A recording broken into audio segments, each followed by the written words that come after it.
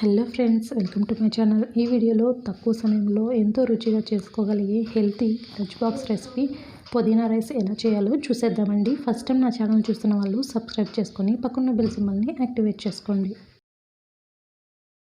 ముందుగా పుదీనా రైస్ కోసం రైస్ని ఈ విధంగా పొడిగా ఉడికించి చల్లార్చి ఉంచుకోవాలి. అలాగే ఒక చిన్న సైజు పుదీనా కట్ట ఆకులని ఈ విధంగా శుభ్రంగా నీళ్ళతో కడిగి తీసుకోవాలి. పచ్చిమిర్చి కారానికి సరిపడా తీసుకోండి. ఇప్పుడు ఈ పుదీనా ఆకుల్ని పచ్చిమిర్చిని మిక్సీ జార్లో వేసి దీన్ని మెత్తటి పేస్ట్లా చేసుకోవాలి.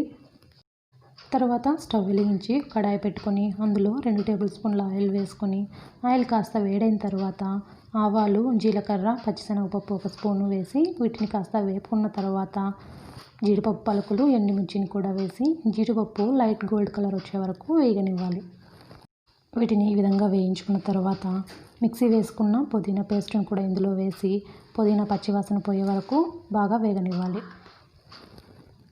ఇక్కడ నేను 1 గ్లాస్ రైస్కి సగం కట్ట పుదీనా ఆకులు, 4 పచ్చిమిర్చిని వేసుకున్నాను. రైస్ ఎక్కువగా వేసుకుంటే పచ్చిమిర్చి పుదీనాని ఇంకాస్త ఎక్కువగా వేసుకోండి. ఇలా సగం వేగిన తర్వాత ఇందులోకి 1/2 స్పూన్ పసుపును కూడా యాడ్ చేసి మరొక 2 నిమిషాల పాటు ఇందులో ఉన్న నూనె మొత్తం పైకి తేలే వరకు వేయించుకోవాలి. చూడండి, ఈ విధంగా బాగా వేగిన తర్వాత మనం ముందుగా ఉడికించి చల్లార్చి పెట్టుకున్న ఈ రైస్ని కూడా ఇందులో వేసి కలుపుకోవాలి.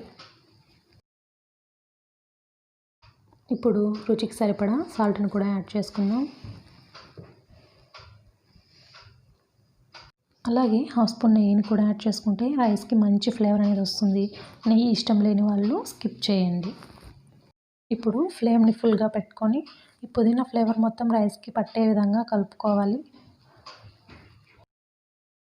ఇలా మొత్తం బాగా కలుపుకున్న తర్వాత స్టవ్ ఆఫ్ చేసి ఇందులో కొద్దిగా నిమ్మరసాన్ని కూడా యాడ్ చేసుకొని కలుపుకుంటే ఎంతో టేస్టీ అండ్ హెల్తీ పుదీనా రైస్ రెడీ. ఈ వీడియో కనుక నచ్చితే మీరు కూడా ట్రై చేసి ఎలా వచ్చిందో కమెంట్ చేయండి.